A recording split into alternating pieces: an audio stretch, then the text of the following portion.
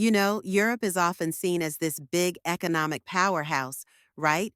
It's almost like a beacon of prosperity, but right now, it's not all sunshine and rainbows.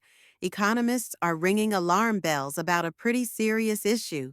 They're talking about stagnation, and it's got many people worried. It's like Europe is stuck in a rut and can't seem to break free. This makes me curious about why Europe seems to be behind the USA in terms of growth. What's holding Europe back? That's a fascinating question. In today's episode, we're diving deep into Europe's challenges, trying to get a handle on what's really going on. We'll explore key areas like how immigration, industry shifts, and innovation are playing a role in Europe's economic puzzle. But it's not all doom and gloom. There are potential solutions out there, and I think it's crucial for our listeners to stick around. We'll uncover not just the problems but also the opportunities that lie ahead for Europe. So, ready to dig in? Right, let's get into Europe's current economy. It's interesting because, as a region, Europe forms the second largest economy worldwide, coming just after the USA. Germany, in particular, has made significant strides. It's now recognized as the third largest economy globally, overtaking Japan. Despite these impressive figures and high living standards, there's a pressing issue we're facing: economic stagnation. This stagnation seems to linger even though these countries are advanced and flourishing in other aspects. That's a crucial point.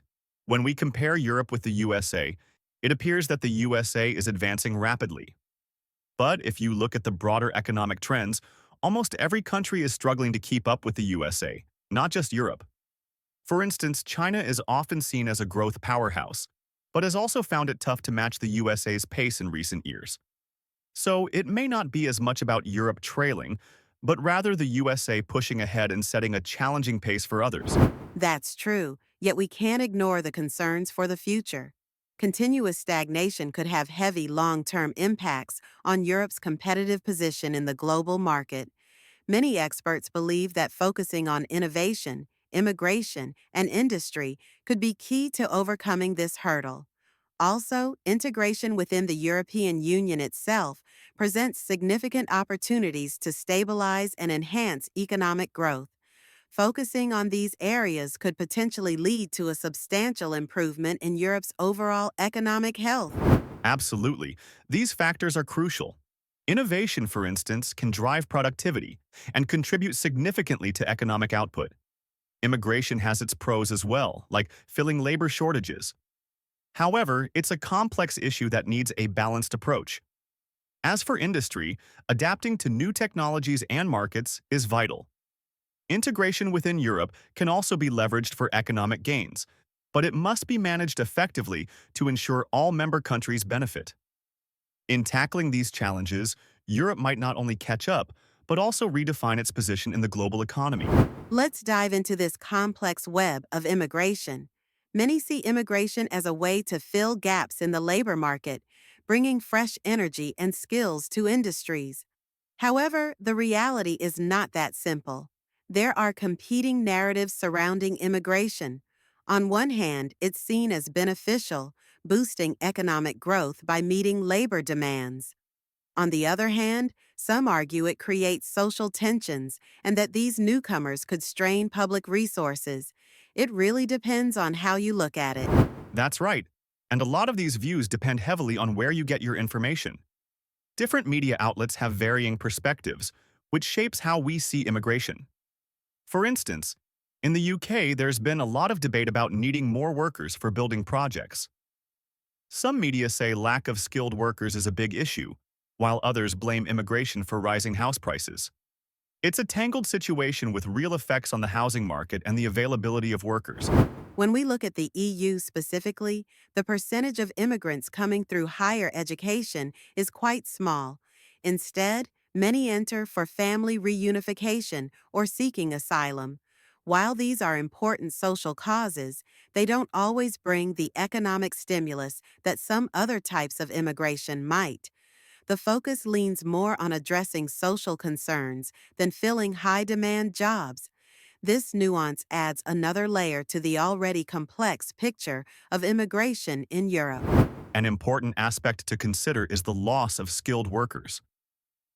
Europe faces a significant brain drain, with many talented individuals moving to places like the USA for better job opportunities. This flow of talent out of Europe is a real concern. It means losing some of the brightest minds who could have contributed to innovation and growth back home. This shift can result in a shortage of skilled professionals in key sectors, complicating efforts to boost the economy through a knowledgeable workforce. So, as we move forward, it's clear that Europe is facing some demographic challenges that need addressing. The population is getting older, and not many new babies are being born. It's a bit of a problem because, over time, there just won't be enough young people to fill all the jobs. This trend is a little troubling because it means Europe might struggle more in the future without changes to improve it. Absolutely, and when you look at the job market, the numbers are concerning too. While the labor force in Europe is actively working right now, the unemployment rate is a bit higher compared to the USA.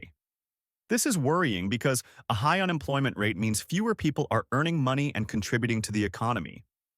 It's essential for these countries to find ways to lower these rates and boost productivity to keep things stable. On the flip side, Europe does have some unique advantages. Europeans enjoy a great work life balance that often allows them more time off compared to American workers. While this is great for personal happiness and well being, it can mean less time spent producing goods and services. This balance of life and work is part of the cultural richness, but economically, it presents a challenge in terms of productivity. Exactly.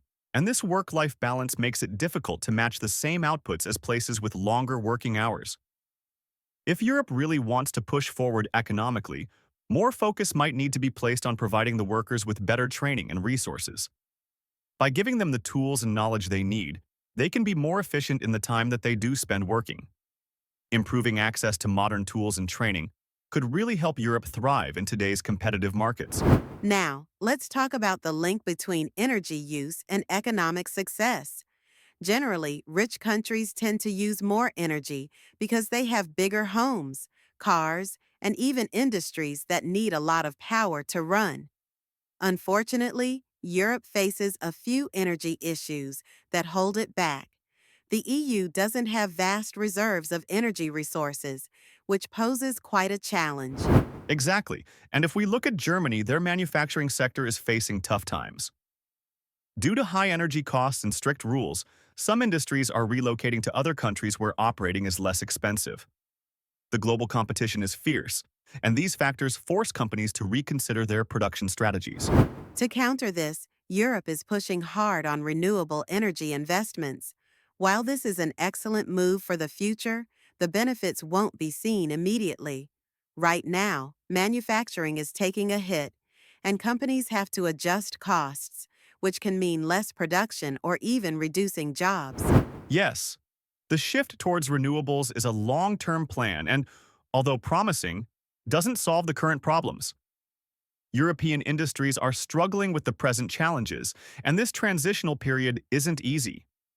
However, with focused investments, Europe could position itself as a leader in sustainable energy and advanced manufacturing down the line.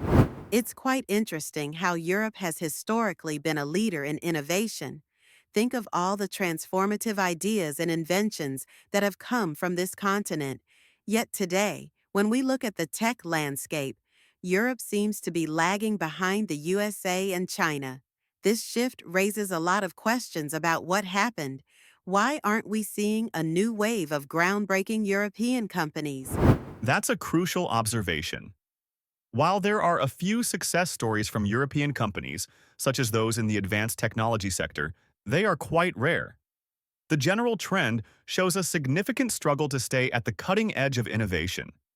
Many European companies just aren't making the same international impact as their American or Chinese counterparts, which is holding back the continent's potential.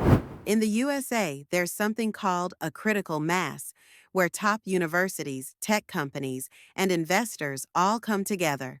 This creates an environment that naturally feeds innovation and supports startups. Europe, unfortunately, lacks this kind of concentrated ecosystem. Many of its talented entrepreneurs often adopt what's working in the USA rather than creating original solutions.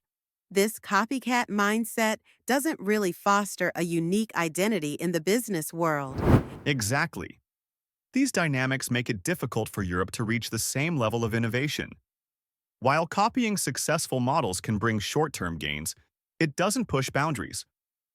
Real innovation means taking risks and thinking differently, and that's where Europe needs to shift its focus. Finding ways to attract and nurture homegrown talent within Europe is essential to overcoming these challenges and emerging as a tech leader once again. It's interesting to think about economic metrics, isn't it? When we look at Europe's productivity figures, we often see a different picture than just numbers might suggest. Sure, the USA might be pulling ahead in GDP, but living standards in Europe provide another story. People here often enjoy more social benefits and stability, but does it mean that they are less successful economically? It's about interpreting what these figures really mean for ordinary folks. Absolutely. And another factor at play is the role of the dollar, which influences global economics more strongly than many realize. It strengthens the USA's position on the world stage. For regular people in Europe, though, the focus tends to be more on quality of life. Whether that's affordable healthcare or accessible education, these societal luxuries play a big role in what constitutes success and satisfaction for individuals here. Exactly. Comparing quality of life adds another layer to this discussion. While statistics may show Europeans as less economically productive, many would argue they're living quite well. There's less financial stress and more emphasis on social welfare. Yet, there is still a cloud of stagnation and potential threats looming. If economic growth remains slow, these benefits could be at risk in the future, which could impact the way of life that many cherish. That's a great point. It's all about finding balance between economic growth and maintaining societal advantages. How societies interpret these economic outcomes can guide future policies. Rather than just focusing on GDP growth, we might consider other measures of prosperity. This, in turn, could shape how governments approach both economic and social policies moving forward. We need to encourage thinking along different lines about economic progress, don't we? Conventional measures might not fully capture societal well being.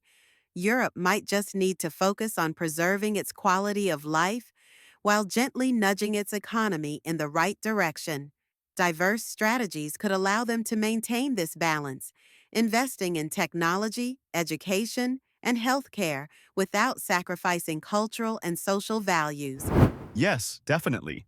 This focus could certainly enhance living standards while ensuring sustainable growth. Economic models aren't all black and white, and the nuances are crucial for future development. By embracing a holistic view, Europe can perhaps lead in creating models that value both economic and social progress. It's a thought-provoking approach that could redefine what success means on the world stage.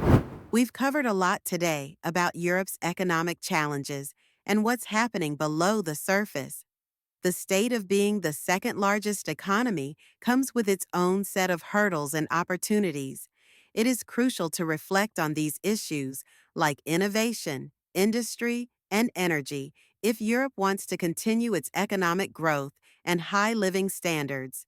If you're curious to learn more about these subjects and explore further, I invite you to stay connected with us as we dive into more related topics. Thank you so much for being with us today. We hope you found this discussion enlightening and engaging.